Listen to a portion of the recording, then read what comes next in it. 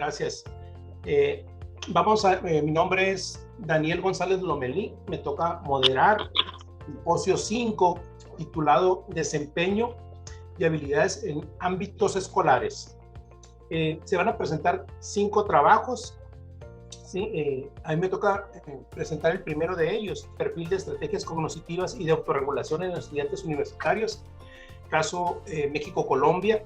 El segundo trabajo es diferencias de creatividad entre alumnos de primaria y secundaria, ahí del oriente de la Ciudad de México. Ahí aparece como primera coautora Fabiola Zacatelco Ramírez. Sí está presente, ¿verdad? Sí, aquí estoy presente, Daniel. Muy bien, Fabiola. El tercer trabajo se titula Diferencias en creatividad gráfica entre hombres y mujeres del nivel secundaria. Y ahí aparece como primera coautora Ana Karen Chávez. Ahí sí está Ana Karen. Sí, aquí estoy. Bien, bienvenida. El cuarto trabajo se titula Relación entre agencia en escenarios educativos y rendimiento académico de estudiantes de la UPTC, es la Universidad Pedagógica y Tecnológica de Colombia. Y como primera coautora está María de los Ángeles Maitorena Noriega. El quinto trabajo, Actitudes hacia la estadística en estudiantes de psicología, aparece como primer coautora Laura Barrera Hernández. ¿Sí está presente? ¿O alguien del equipo? Yo estoy presente, la segunda coautora. Buenas tardes. Maxim Ortiz Valenzuela. Sí. Muy bien, bienvenida, Maxim. Y entonces contigo cerraríamos, Maxim. Entonces voy a iniciar, permítanme compartir la presentación, lo que les comentaba.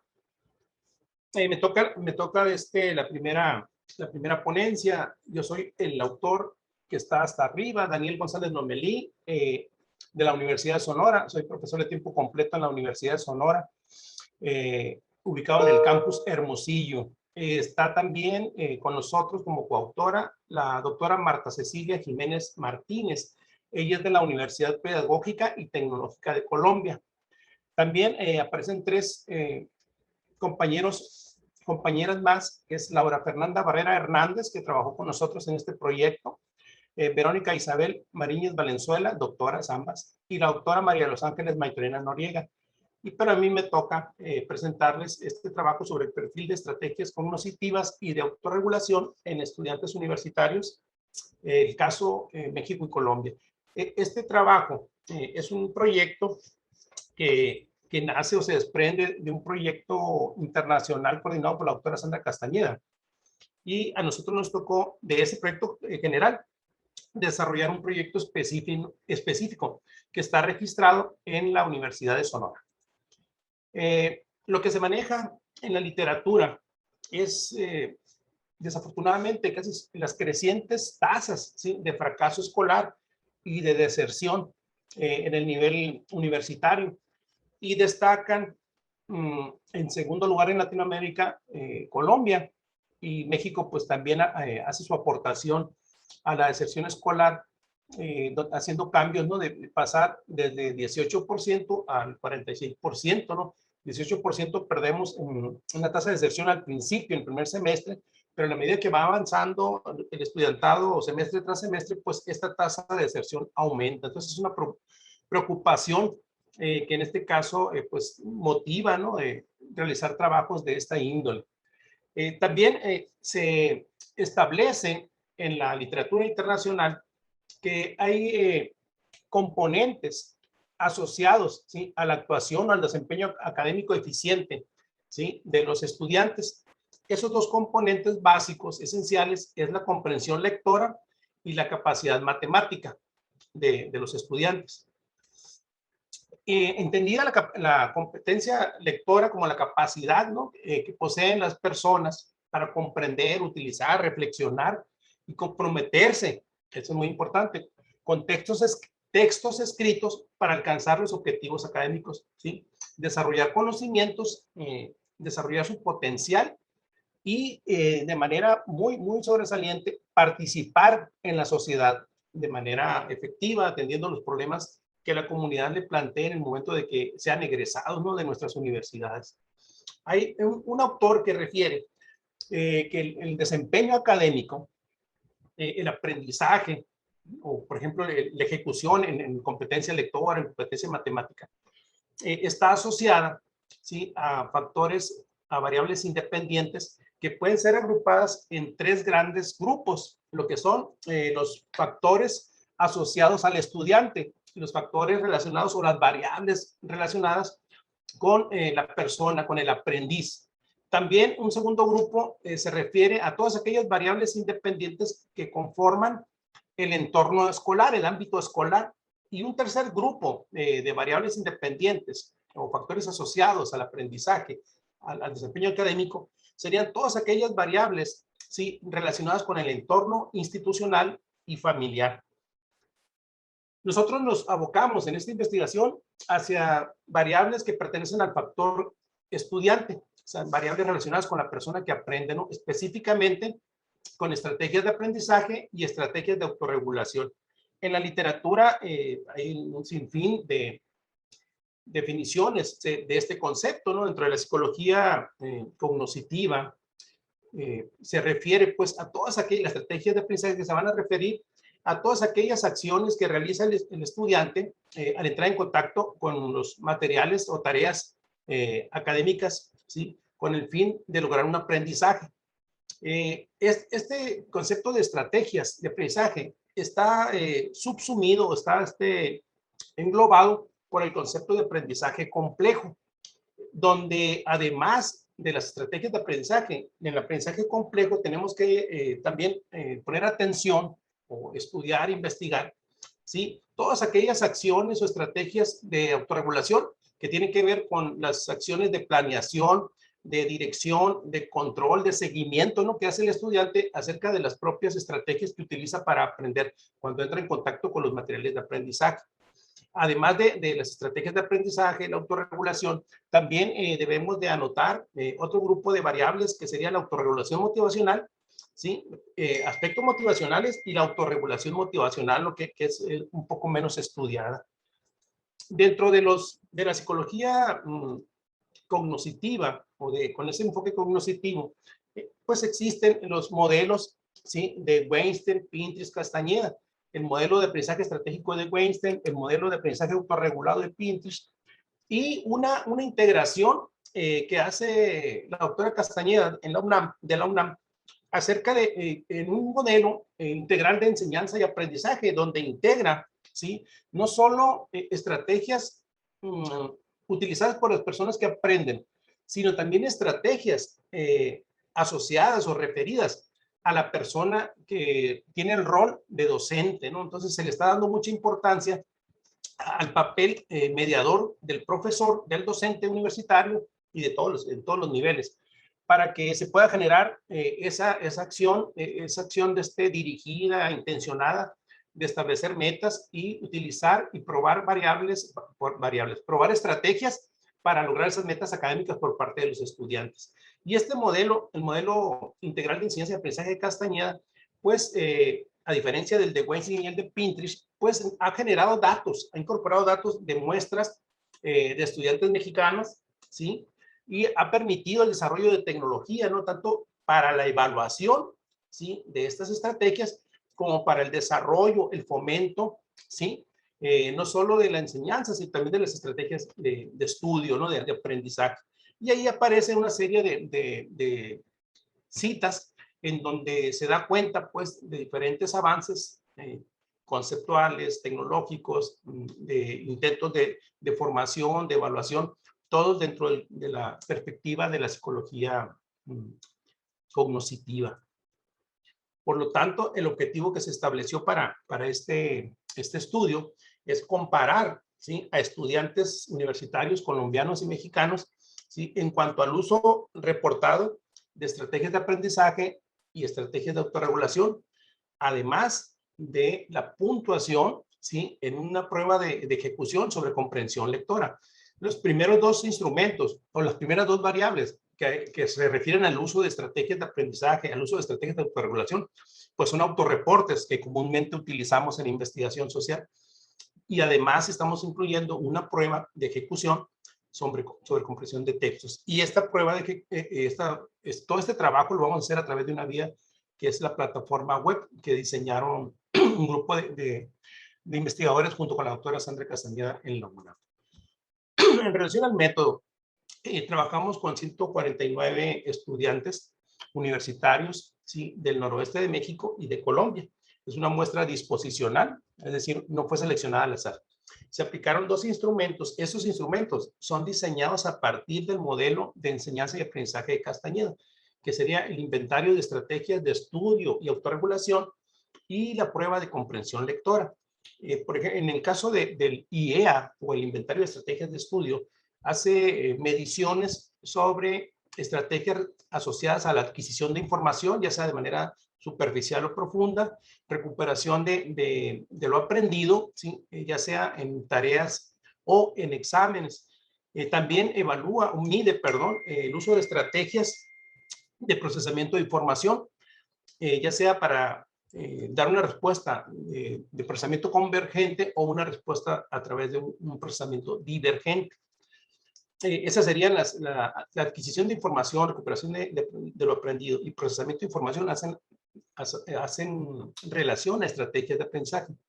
Y la última escala o subescala es autorregulación de persona, autorregulación de tarea y autorregulación de materiales, ¿no?, que está asociado a lo que decíamos de planeación, monitoreo, evaluación de las estrategias que utiliza el estudiante cuando entra en contacto con tareas escolares.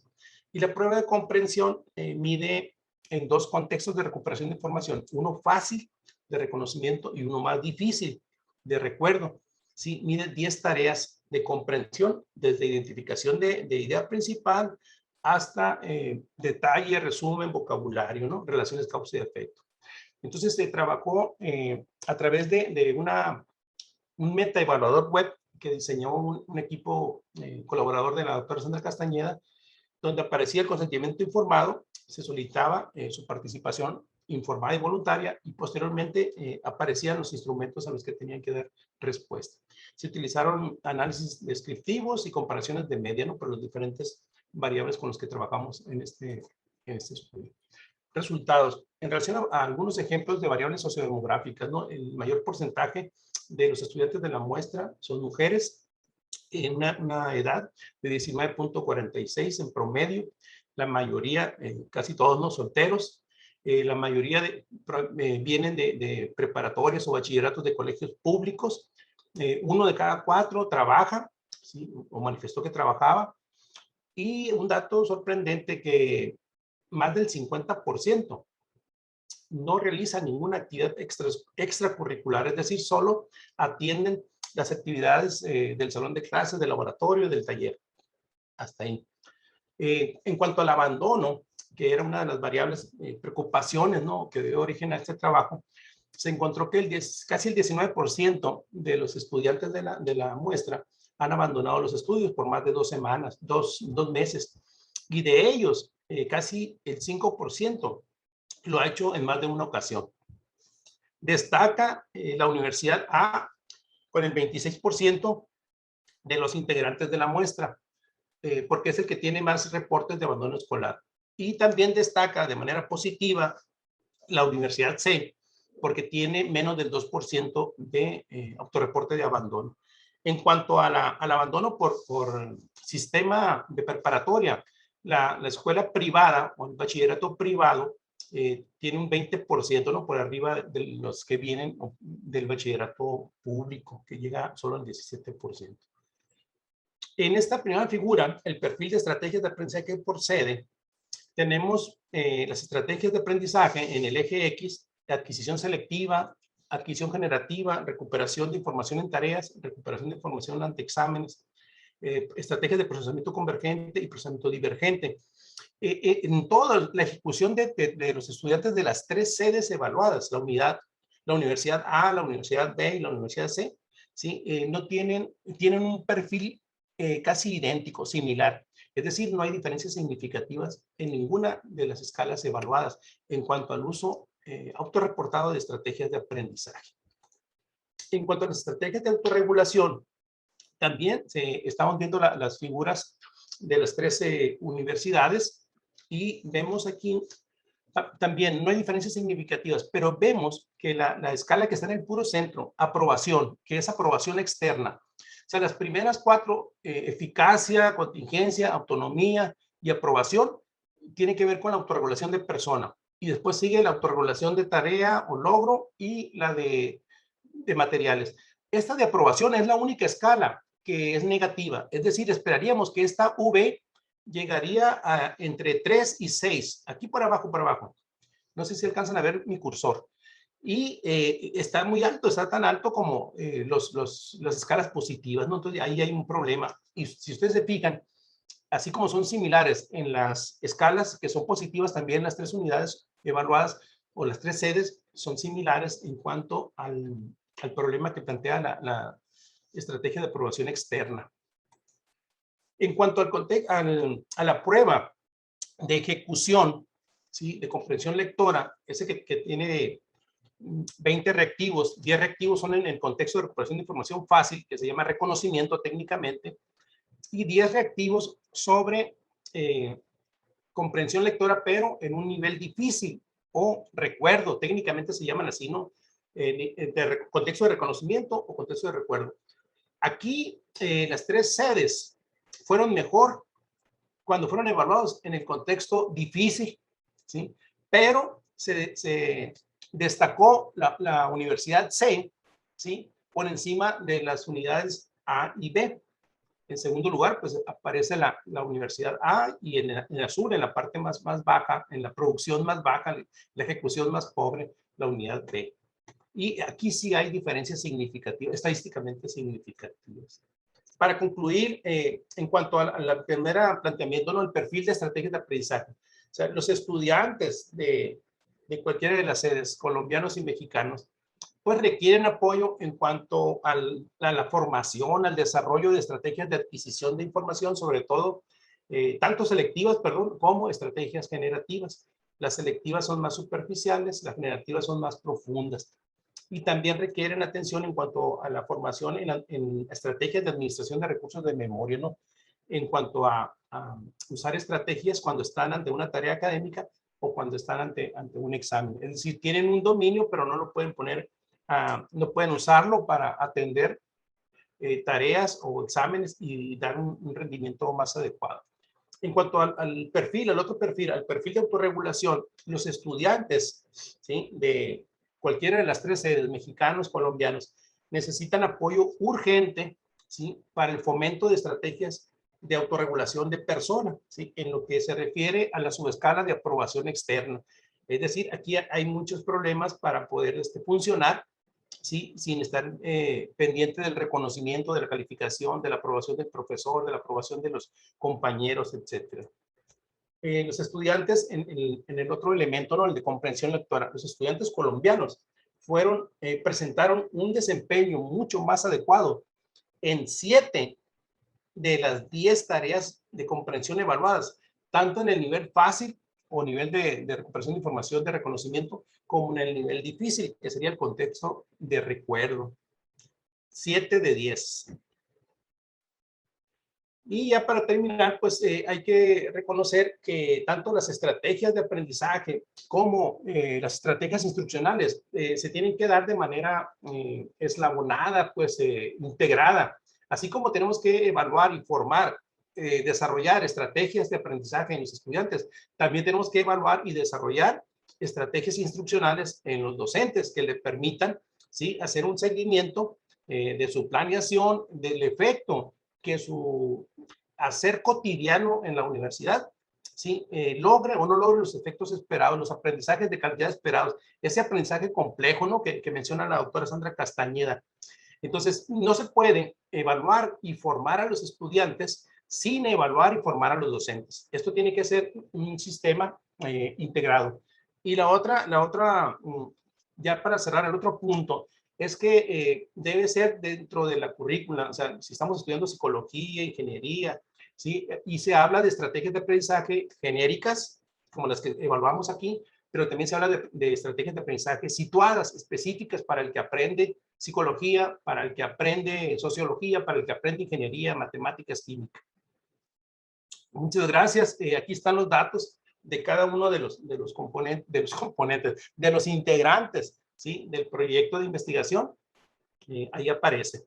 Muchas gracias. Vamos a continuar. Le voy a pedir a Fabiola Zacatelco Ramírez. Sí, ok, perfecto. Rápidamente les puedo comentar que yo soy profesora de la Facultad de Estudios Superiores de Zaragoza, soy la responsable de la residencia en educación especial en esta institución. Mi línea de investigación dentro de la universidad está dirigida básicamente al estudio de los niños con aptitudes sobresalientes, aunque pues bueno, en colaboración con mi equipo de investigación hemos trabajado algunas otras áreas, como específicamente la de creatividad, valores y algunas otras, pero bueno, es importante que sepan que nosotros tenemos proyectos de investigación que han sido financiados y a través de ellos hemos dado a conocer toda esta investigación que lleva ya bastantes años y que, pues bueno, queremos compartir un pedacito de este trabajo. Gracias, Fabiola. Adelante. Adelante. Ok, muchas gracias. Pues bien, yo soy la doctora Fabiola Zacatelco, venimos de la Universidad Nacional Autónoma de México, de la Facultad de Estudios Superiores Zaragoza, y pues bueno, el equipo de investigación está conformado por una servidora, el doctor Tamir Durán Fonseca y la maestra Aurora González Granados. El día de hoy yo les voy a hacer la presentación de un trabajo que hemos intitulado Diferencias de creatividad entre alumnos de primaria y secundaria al oriente de la Ciudad de México. Bien, es importante que empecemos por comentar que la creatividad es una de las potencialidades del individuo que cobra importancia en sociedades que están en constante cambio, cuyos avances tecnológicos representan mayores exigencias.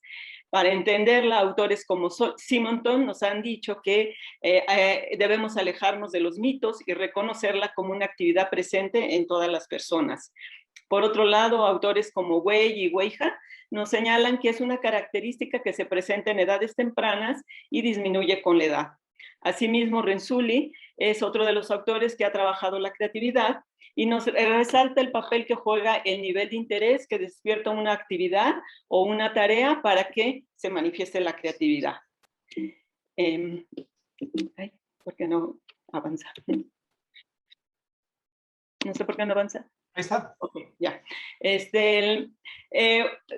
Torrance es uno de los autores que más ha trabajado esta temática de la creatividad y para nuestro trabajo retomamos su postura y partimos de que Torrance señala que la creatividad es una capacidad del individuo para descubrir, generar o inventar nuevas relaciones entre elementos y que todos somos creativos en ciertos momentos y bajo ciertas circunstancias. Aquí el autor nos señala que y es importante que esta creatividad se enriquezca a lo largo del tiempo para que no se llegue a perder. Asimismo, nos afirma que es una habilidad que está presente en todas las personas, cuyo desarrollo depende de las experiencias educativas. Como les comenté, este es el modelo que vamos a tomar de Torrance para trabajar nuestra temática de creatividad y él nos señala que para valorar la creatividad debemos de tomar en cuenta diversas dimensiones como la fluidez, que la define como la capacidad de generar muchas ideas, la elaboración, que se refiere a extender o complejizar las ideas por medio de detalles, la originalidad, que nos habla de una habilidad de concebir ideas nuevas o poco comunes. También nos señala como importante la abstracción de títulos, en la que se involucra la habilidad de síntesis y organización de información. Y por último, lo que le menciona como resistencia al cierre. Producciones sin finalizar, de tal manera que se resalta que el cierre, o sea, retrasa el cierre para incluir diversos detalles más adelante. Entonces, la creatividad la plantea como un conjunto de dimensiones que pueden estar siendo evaluadas a través de cada una de estas que les acabo de mencionar. Pero bueno, ¿por qué en relación con la manifestación de la creatividad? Existen diversas posturas y definiciones que nos han planteado los autores. Por ejemplo, Leal nos señala que en cuanto a la manera en que se manifiesta la creatividad en la adolescencia, se llega a frenar su desarrollo porque se pierde la libertad creativa que se disfrutaba en la niñez, que es donde la imaginación y la fantasía se presentan de manera espontánea. Por otro lado, autores como Gödel, Delcourt y Treffinger nos plantean que existen cambios en la forma en que la creatividad se presenta en las diferentes etapas evolutivas, por lo que se manifiesta de diferentes maneras en los niños, en los adolescentes y en los adultos. Asimismo, en este sentido, algunos estudios se han planteado preguntas como: ¿son realmente los niños más creativos que los jóvenes y los adultos? ¿O qué ocurre con la capacidad imaginativa y la creatividad infantil al llegar a la adolescencia? En este sentido, pues Limaña ha hecho varios estudios en esta población y nos señala que en la adolescencia emergen nuevas formas de imaginación generando otro tipo de actividad creadora, que es, en esta etapa los sujetos se convierten más críticos de sus propios productos, lo que puede originar mayores inhibiciones y bloqueos. Asimismo, también nos señala que tienen acceso a formas más maduras de imaginación y pensamiento creativo. La autora nos confirma y nos señala que más bien lo que plantea es que suceden cambios en la manera en que se manifiesta la creatividad y no es que se pierda en la niñez, simplemente cambia en la vida adulta y pasando por la adolescencia, obviamente. Bueno, tomando en cuenta estos planteamientos, el objetivo de nuestro trabajo fue identificar diferencias en indicadores de creatividad como la fluidez, originalidad, elaboración, títulos y cierre en alumnos de primaria y secundaria. Nuestro estudio fue de tipo cuantitativo y transversal, con un diseño retrospectivo de 2 grupos. Por medio de un muestreo intencional participaron, no me deja ver la pantalla cuántos alumnos tengo aquí. 663. Ok, perdón, qué bueno que me comenta. Es que tengo ahí la barra de herramientas que no puedo quitar. Entonces, de los cuales 312 son de primaria, 158 mujeres y 154 hombres, y 351 estudiantes de secundaria, 176 mujeres, 175 hombres, con una edad media de 11.6. La prueba que utilizamos, como les mencioné al principio, fue la prueba de pensamiento creativo de Torrance en su versión figural A, y esta misma prueba ha mostrado una confiabilidad de entre 0.89 a 0.94. Para el análisis de datos utilizamos la prueba de Ullmann-Whitney para identificar diferencias en los puntajes de la prueba total, así como en cada uno de sus indicadores, y en consideración a la suma del error se utilizaron niveles de significancia de 0.01 y finalmente pues se calcularon las medias para profundizar en las diferencias.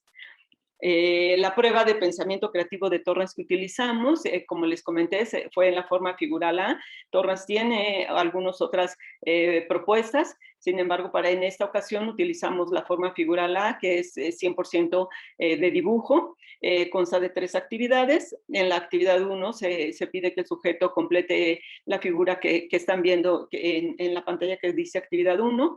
En la actividad 2 consta de 10 reactivos que se le pide al sujeto que haga sus dibujos a partir de cada uno de los estímulos que se le presentan. Y la actividad 3 consta de 30 líneas paralelas donde también igualmente se le pide que las utilice para poder realizar sus productos creativos. Una vez que se aplicaron las pruebas a la población con la que se trabajó, se calificaron y se capturaron los resultados, los datos en el programa estadístico SPSS versión 25. Bien, ¿cuáles fueron nuestros resultados? Nosotros encontramos en esta población que los alumnos de secundaria presentaron niveles significativamente más altos en el puntaje total de creatividad y en cada uno de sus indicadores.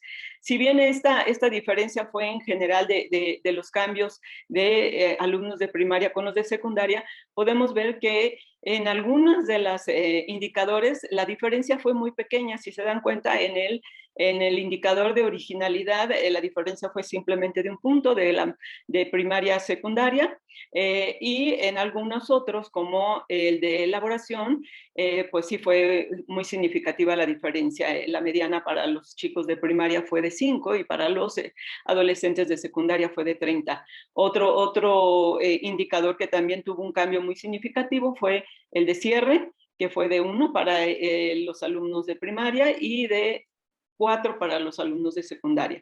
Entonces, como ven, en el siguiente gráfica vemos esta ilustración de cómo la creatividad total muestra una diferencia importante de primaria a secundaria y las diferencias que se fueron dando en cada uno de los indicadores y, como les mencionaba, pues la diferencia mayor se dio en elaboración y en cierre.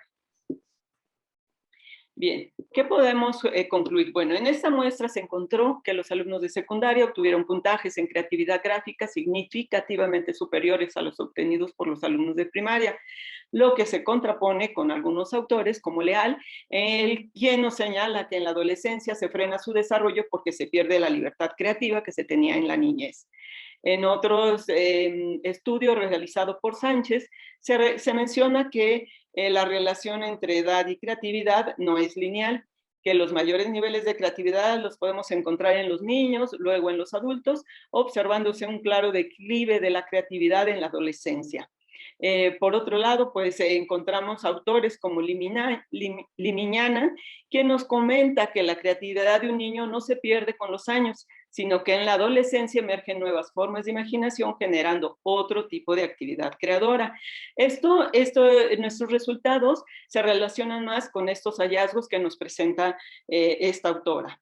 ¿Por qué? Porque específicamente en nuestro estudio encontramos que las habilidades que mayor mostraron los adolescentes estuvieron relacionadas con el indicador de elaboración y resistencia al cierre. Lo que podemos considerar es que bueno, en los adolescentes la creatividad se manifestó de una forma en estos indicadores en específico con nuestra muestra. Sin embargo, pues bueno, puede haber aperturas a nuevas formas de aprender, a diferentes formas de acercarse a manifestar la creatividad dependiendo de la edad, considerando nuestros hallazgos y los de la autora que hace un rato mencioné. De tal manera que es importante identificar los factores que inciden en estas diferencias e implementar estrategias para favorecer al máximo el desarrollo en ambos niveles, ya sea primaria y secundaria, y fortalecer sus habilidades psicoeducativas. Pero bueno, tomando en cuenta estos planteamientos, ¿qué significa estas implicaciones? ¿Cuáles son estas implicaciones psicoeducativas que podemos retomar en el estudio de la creatividad para un mejor aprendizaje en nuestros estudiantes? Pues bien, de acuerdo y tomando las dimensiones que nos señala Torrance, pues cuando nosotros favorecemos la creatividad en el aula, estamos favoreciendo de alguna manera algunas de las dimensiones como la originalidad, y entonces podemos observar alumnos que analizan alternativas de solución, que pueden generar ideas novedosas con facilidad, crear productos útiles. Cuando estamos favoreciendo la fluidez, pues podemos encontrar que sus ideas son diversas para resolver problemas, muestran una gran tolerancia a la frustración, su capacidad de aprendizaje lo hacen con diferentes estilos de enseñanza. Muestran en cuanto a la elaboración, gustan de detallar los trabajos escolares, complementar las ideas con elementos que aportan a la comprensión de un tema, buscar más información sobre el tema que es de su interés. También así cuando estimulamos o favorecemos la abstracción de títulos, los chicos muestran una gran facilidad para sintetizar información, elaborar resúmenes, cuadros sinópticos o mapas mentales, así como la comprensión lectora para contestar preguntas o escribir reportes. Y finalmente, con la resistencia al cierre, pues los chicos muestran una gran apertura a nuevas formas de aprender, interés por la búsqueda de nuevos conocimientos y el deseo de continuar aprendiendo. Como pueden ver, el estimular la creatividad en nuestros estudiantes pues nos permite que tengan un aprendizaje diferente, con nuevos retos y pues acorde ahora con las nuevas tecnologías.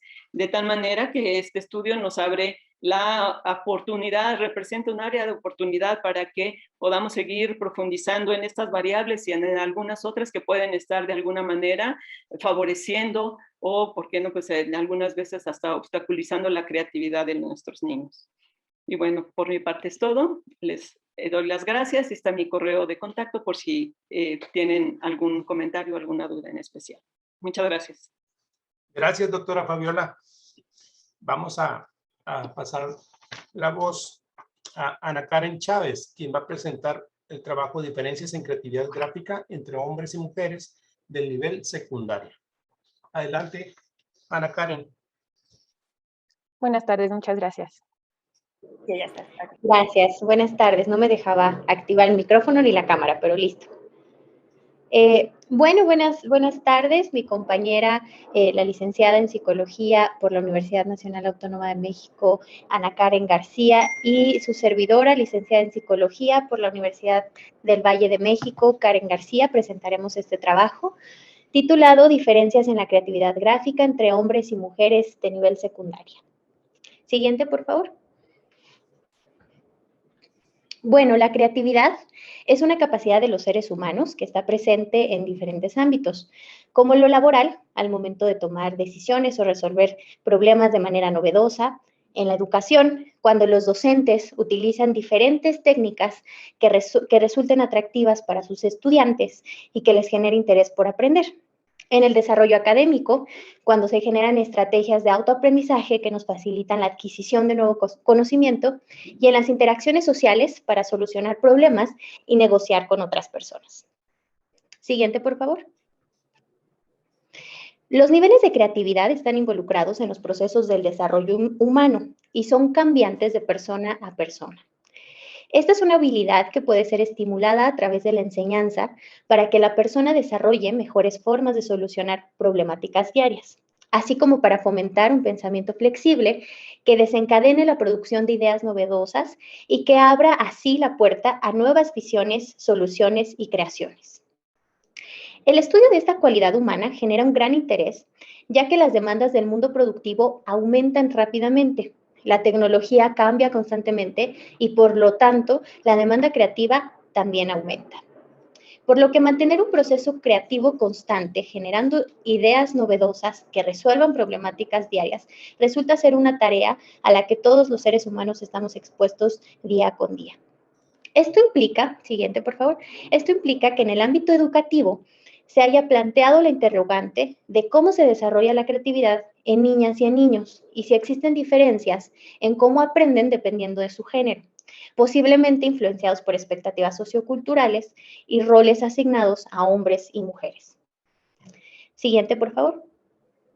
Dentro de algunas investigaciones previas que estudiaron las diferencias en la creatividad, se encuentra la realizada por Stephens, Carnes y Wharton en 2001, en la que participaron 165 alumnos estadounidenses que cursaban tercero y cuarto de primaria. En esta investigación se usó Torrance para medir este rasgo en los participantes y los resultados arrojaron diferencias significativas en las medias obtenidas, donde las mujeres demostraron tener puntuaciones más altas en su creatividad total que los hombres.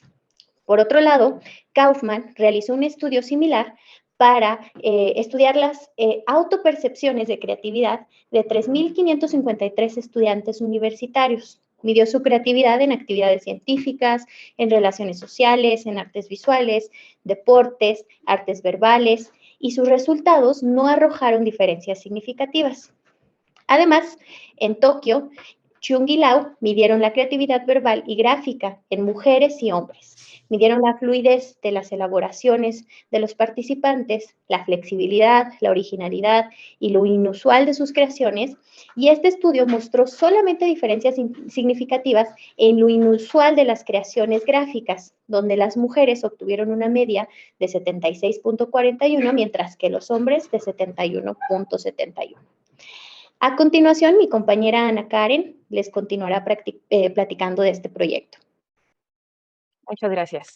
Bien, a partir de lo anteriormente expuesto, el objetivo de esta investigación fue determinar si existen diferencias significativas en la creatividad gráfica entre hombres y mujeres de una escuela secundaria de la Ciudad de México.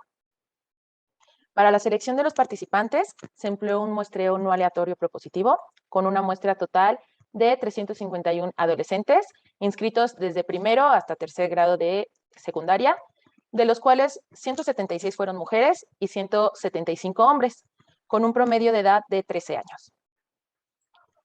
Para evaluar la creatividad gráfica, se utilizó la prueba de pensamiento creativo de Torrance en su versión figural A, la cual tiene como objetivo evaluar la producción de ideas innovadoras a través de la fluidez, originalidad y elaboración de las mismas en 3 diferentes actividades, las cuales son componer un dibujo a partir de un estímulo, la actividad 2, completar un dibujo a partir de 10 diferentes estímulos, y la actividad 3, que es líneas paralelas, la cual consiste en formar dibujos usando cada par de líneas paralelas. En esta actividad consta de 30 pares de líneas, y para cada una de estas actividades los chicos tienen 10 minutos. Estas actividades son evaluadas a través de los indicadores de creatividad propuestos por Torrance, los cuales son originalidad, que se refiere a que los chicos realicen dibujos únicos y que a nadie más se le puedan ocurrir. Elaboración, que tiene que ver con que los dibujos contengan una gran variedad de detalles y sean diferentes entre sí.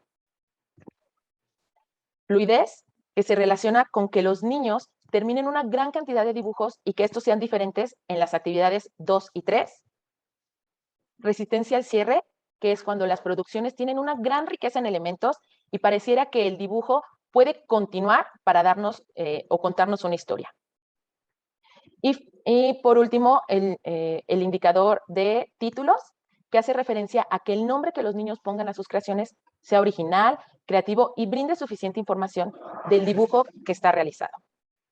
De manera adicional, se incluyen bonificaciones llamadas fortalezas creativas, en las cuales se evalúan elementos en donde los dibujos presentan emoción, movimiento, narración, visualizaciones inusuales, humor, color y fantasía. Los datos obtenidos fueron capturados en el programa estadístico SPSS en su versión 25 con el propósito de conocer si existían diferencias significativas entre los hombres y las mujeres. Se empleó la prueba no paramétrica Udeman-Whitney para muestras independientes. Y se encontró que existen diferencias estadísticamente significativas entre las medianas reportadas, en donde las mujeres puntuaron 92 con respecto a la mediana de los hombres, quienes obtuvieron 88. Al realizarse este mismo análisis por indicador, no se encontraron diferencias estadísticamente significativas entre cada uno de ellos. Sin embargo, las medianas de las mujeres en fluidez, elaboración y fortalezas creativas son más altas con respecto a las de los hombres. Como podemos observar en el gráfico, la fluidez de las mujeres puntuó 22, mientras que los hombres obtuvieron una puntuación de 20. En elaboración, las mujeres reportaron una puntuación de 31.5 y los hombres una de 29. Y en fortalezas creativas, las mujeres obtuvieron una puntuación mediana de 12.5 y los hombres una de 11.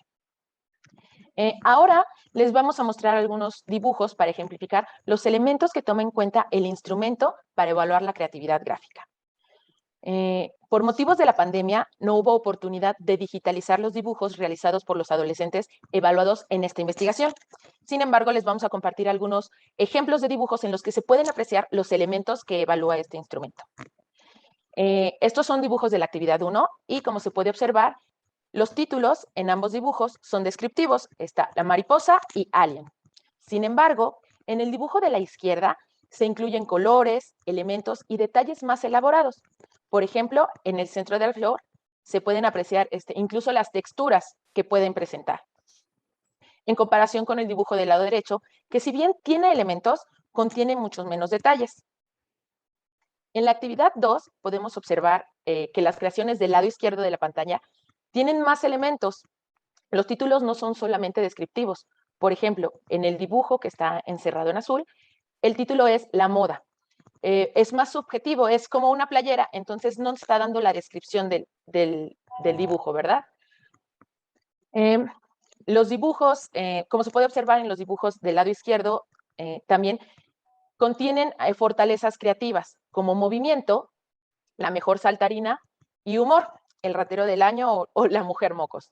Estos son elementos que le brindan mucha riqueza, mientras que en los dibujos de la derecha, en esta misma actividad, son más concretos y los títulos solamente son descriptivos y no cuenta con elementos que den una bonificación adicional. Esta comparación no quiere decir que los dibujos sean malos, simplemente no presentan las bonificaciones que se consideran en el instrumento para aumentar la calificación de este. Para la actividad 3, podemos observar que los dibujos de la izquierda fueron más fluidos, ya que se terminaron los 30 elementos dentro del tiempo establecido en el instrumento y de manera adicional se puede observar que los dibujos tienen más detalle. Podemos ver en ambos dibujos que poseen una visualización inusual. Por ejemplo, en estos que están marcados con rojo, se puede observar el objeto visto desde un ángulo visual diferente al cotidiano. Y esto hace más llamativas las creaciones realizadas, por lo que se les brinda un mayor puntaje. Ahora bien, ya que tenemos más contexto de cómo se evalúa, los resultados que nosotros obtuvimos indicaron que las producciones de las mujeres se caracterizaron por tener una mayor fluidez, presentaban una gran cantidad de elementos, así como sus creaciones fueron novedosas y las ideas que ellas presentaron eran fuera de lo común. Estos datos coinciden con lo reportado por Barrón, quien indicó una mayor sensibilidad de las mujeres hacia los detalles, lo que contribuye a confirmar los hallazgos en nuestra población, bueno, en nuestra muestra. Esto se puede dar, puede ser ya que en la sociedad es común que a las mujeres se les aliente a que se adapten más, a que sean más flexibles, más abiertas y más detallistas, mientras que a los hombres se les pide ser menos expresivos y que sean más arriesgados. Finalmente, se concluye que es muy importante continuar con este tipo de investigaciones que nos ayuden a identificar los factores tanto educativos, culturales y sociales que pudieran estar influyendo en el desarrollo y la expresión de la creatividad. Todo esto con el objetivo de formar o de diseñar formas de aprendizaje que enriquezcan y fortalezcan el aprovechamiento y el desempeño académico de los chicos para que así logren un desarrollo integral en los adolescentes. Por nuestra parte es todo. Muchísimas gracias por su atención. Dejamos nuestro contacto por cualquier duda o mayor requerimiento. Muchas gracias a ambas, Ana Karen y Karen García. Vamos a pasar la voz a María de los Ángeles Maitreana Noriega, quien presenta el trabajo Relación entre agencia en escenarios educativos y rendimiento académico de estudiantes de la Universidad Pedagógica y Tecnológica de Colombia. Adelante, doctora. ¿Te presentas? Primero. Sí, buenas tardes. Bueno, yo soy la doctora María de los Ángeles Maitreana Noriega de la Universidad de Sonora, el campus Hermosillo. Soy profesora investigadora de dicho campus y les voy a presentar una parte de un proyecto de investigación que estuvimos trabajando en conjunto con la Universidad Pedagógica y Tecnológica de Colombia. Las compañeras coautoras Yasmina Adriana Arias Peña y Marta Cecilia Jiménez Martínez son una egresada de la licenciatura y la otra docente, la doctora Marta Cecilia Jiménez Martínez, docente de la institución de la Universidad Pedagógica y Tecnológica de Colombia. Y una servidora y el doctor Daniel González Lomelí, como ya se presentó hace un momento, somos ambos docentes de la Universidad de Sonora, ambos en el campus en Hermosillo. Este trabajo gira en torno al concepto de agencia humana. El concepto de agencia humana con una perspectiva psicológica fue propuesto por Bandura dentro de la teoría social cognoscitiva. Y hay en la revisión de literatura, nos dimos cuenta de que hay algunos autores que hacen referencia a agencia, pero lo toman en algunos casos como sinónimo de autoeficacia. En otros casos lo definen a partir de Bandura, cuando es una definición con una perspectiva psicológica, lo definen a partir de Bandura, pero cuando la miden, cuando toman a la agencia como una variable, en algunas de las investigaciones que consulté, lo miden con otras variables que son, en el mejor de los casos, componentes de la agencia humana. Y hay en México algunas muestras por otro lado, hay en México algunos trabajos que se han hecho sobre agencia humana en el contexto educativo, como por ejemplo una escala de agencia y empoderamiento que elaboraron PIC y colaboradores, y un trabajo de la doctora, un proyecto de investigación que ya tiene algunos años conduciendo la doctora Sandra Castañeda, en donde ella habla de agencia académica. En ese sentido, pues, como parte de un proyecto anterior, se definió agencia en escenarios educativos y en función de eso se construyó también y se puso a prueba un inventario para medir agencia en escenarios educativos a partir de la conceptualización de Bandura. De tal forma que la agencia en escenarios educativos se define por una servidora como un conjunto de habilidades personales, académicas y de interacción social que el estudiante posee y emplea para el logro de sus metas académicas. Y partiendo, como les comentaba, de la propuesta de Bandura, él establece 3 modos de agencia: la agencia personal, la agencia proxy y la agencia colectiva. A partir de su propuesta, la agencia proxy, nosotros la nombramos agencia mediada, y consideramos a la agencia personal como un conjunto de elementos que tienen que ver con la autodeterminación y la autonomía.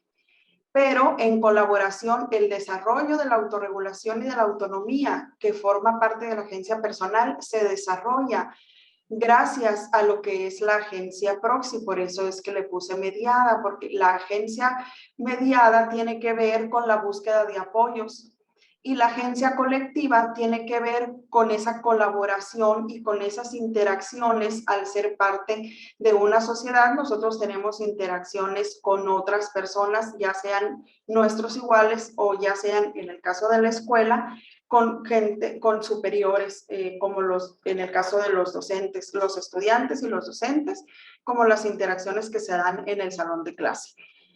De tal manera que el objetivo fue probar el efecto mediador de la agencia mediada, de la agencia personal a través de la agencia mediada, entre el modo de agencia colectiva, y el modo de agencia colectiva, en una muestra de estudiantes de la UPTC, pero además se buscó establecer su relación con el rendimiento académico.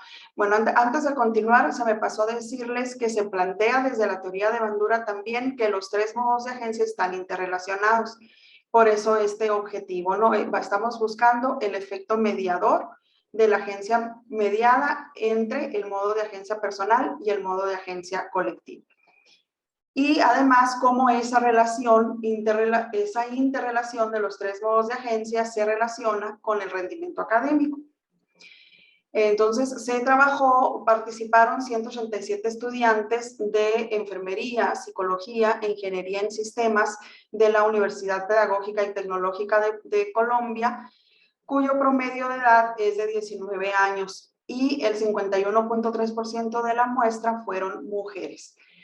Los estudiantes respondieron el inventario de agencia en situaciones escolares después de aceptar participar en el estudio y firmar el consentimiento informado, donde se les expresaba por escrito también el objetivo de la investigación y se les garantizaba la confidencialidad de sus respuestas, pero además se les indicaba que al final del semestre se les iba a solicitar el promedio de calificaciones, su rendimiento académico.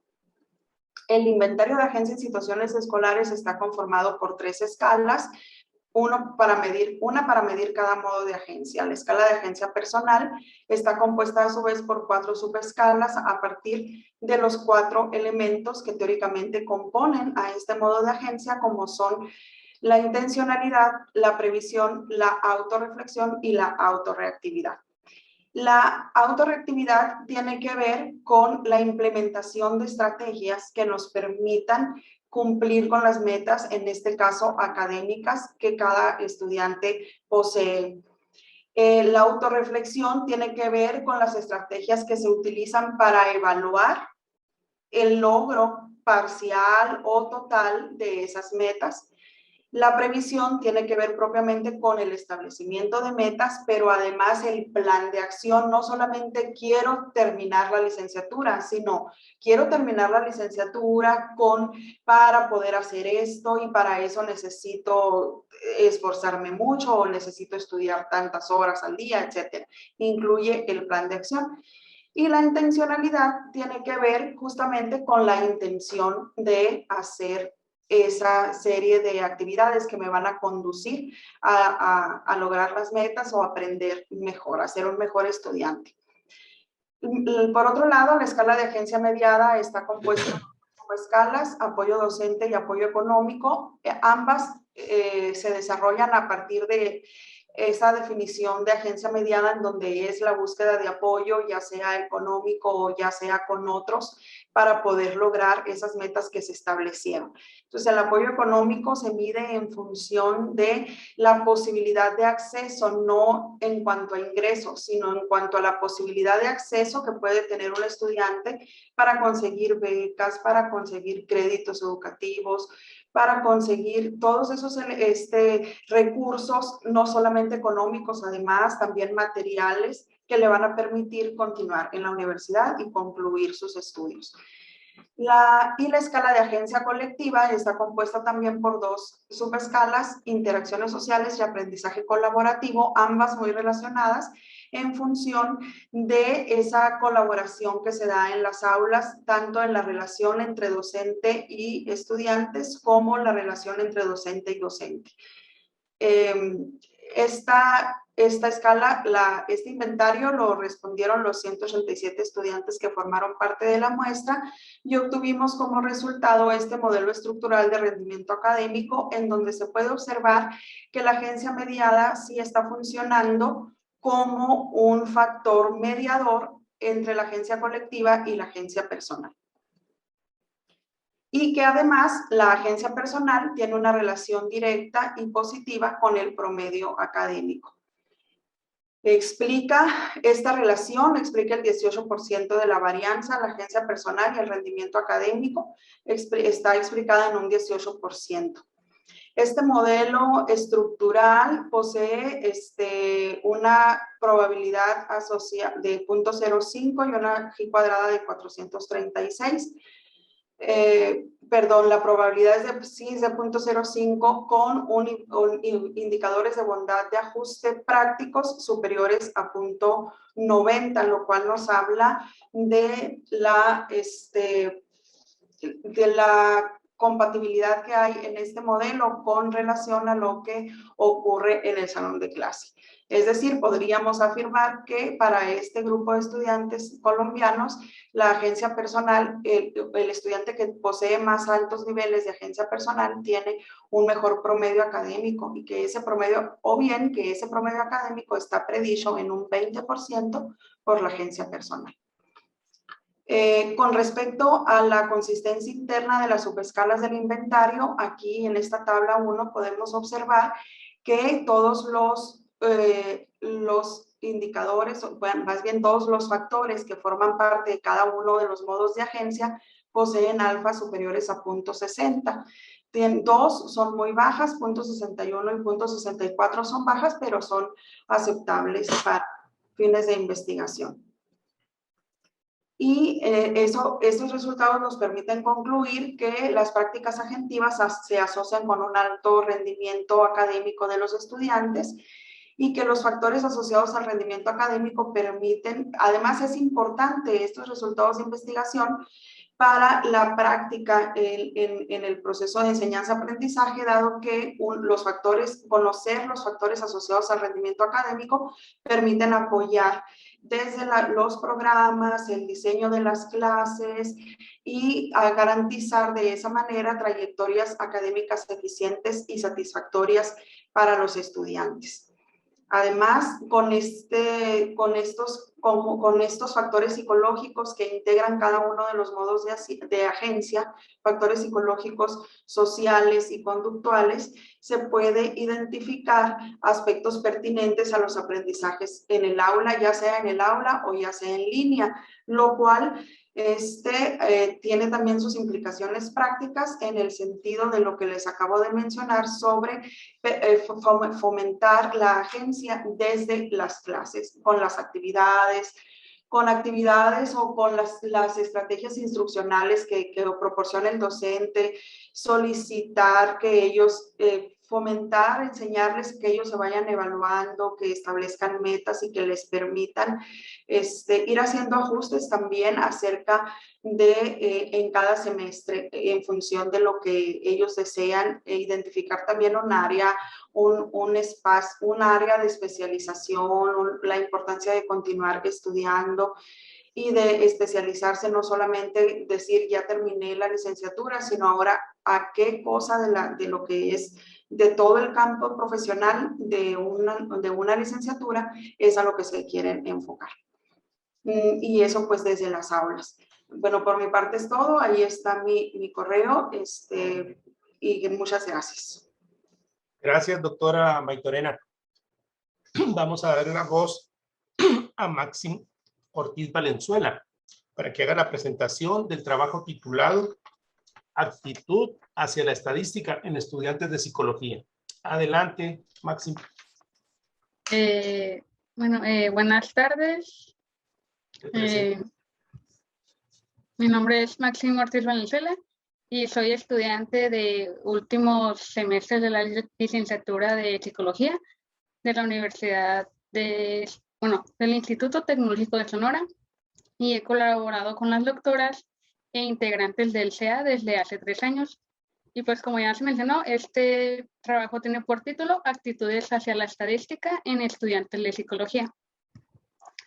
Y como sustentación teórica, pues Philip menciona que las actitudes son maneras de actuar, sentir o pensar que manifiestan la disposición u opinión de una persona. Por otro lado, Cherry las define como un conjunto de emociones, creencias y comportamientos que pueden venir de la experiencia o la educación y tienen una fuerte influencia sobre nuestro comportamiento. También Comas et al. En 2017 nos menciona que las actitudes hacia un determinado tema, en este caso la estadística, suelen ser estables. O sea, pueden gradar su intensidad, ser positivas o negativas, o de agrado o desagrado hacia la materia. Y en ocasiones no va especialmente enfocada hacia la asignatura, sino que también puede ir dirigida hacia el docente o al tipo de actividad.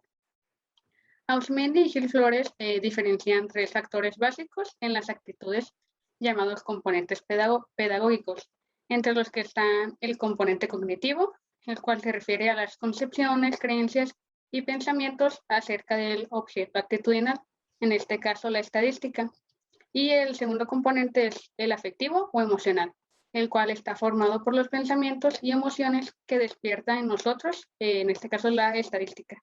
Y por último, el componente conductual o tendencial, el cual hace referencia a la tendencia a la acción o intención de una manera determinada. Por otra parte, Márquez en el 2004 señalaba que diversos alumnos solían llegar a las asignaturas de estadística con preconcepciones negativas hacia la materia, y esto estaba habitualmente asociado con niveles altos de ansiedad cuando se enfrentaban a las clases, a los ejercicios o los exámenes de esta materia. Motivo por el cual Gulami et al. En el 2015 señalaron que diversos profesores de estadística e investigadores de educación estadística estaban interesados en conocer la percepción de las actitudes de sus estudiantes en esta materia. Y entre los artículos de actitudes hacia la estadística en estudiantes universitarios destaca el de Coetzee y Merwe en 2010, donde hallaron que los estudiantes perciben que las estadísticas son técnicas complicadas y difíciles de dominar. Aún así, se encontraban interesados en el tema y creían que estas eran valiosas para su profesión. Siguiendo con lo de a los niveles de ansiedad encontrados en la estadística, en Estados Unidos, en la Universidad de Kansas, en 2019, se encontró que el 80% de los alumnos habían experimentado algún tipo de ansiedad estadística, lo cual para los que se especializaban en psicología iba a a tener un obstáculo al momento de titularse. Y en un estudio similar por Calvellido en 2016, se encontró que más del 60% se sentían asustados con la estadística. Comas et al. En el 2017 se centraron en el estudio de las actitudes hacia la estadística en estudiantes de psicología, en la cual hallaron que las actitudes eran en general moderadas o positivas. Del mismo modo, Bautista et al. En el 2016, en un estudio en la Universidad de Sonora en diferentes carreras, encontraron que el 60% de los estudiantes presentaba una actitud favorable o muy favorable hacia la estadística y solo un 4.3% era desfavorable. Y bueno, el objetivo fue algo descriptivo, pues solo conocer las actitudes hacia la estadística en estudiantes de psicología. Y la muestra estuvo conformada por 189 estudiantes de psicología, 24.3% eran hombres y 75.7% eran mujeres. La edad oscilaba entre los 17 y los 52 y la media de edad fue de 19.50 años. El instrumento utilizado fue la escala de actitud hacia la estadística de Osmendi, la cual está conformada por 25 ítems en formato Likert, con 5 opciones de respuestas, y va del 1, totalmente en desacuerdo, al 5, totalmente de acuerdo. Cuenta con 5 dimensiones, 4 de tipo afectivo y 1 de tipo cognitivo. El procedimiento pues fue llevado a cabo en la materia de laboratorio de análisis de datos con previa autorización de los profesores que impartían este curso, y a los estudiantes les informó acerca del estudio y de la confidencialidad de este. Posteriormente se solicitó su consentimiento para responder a los instrumentos.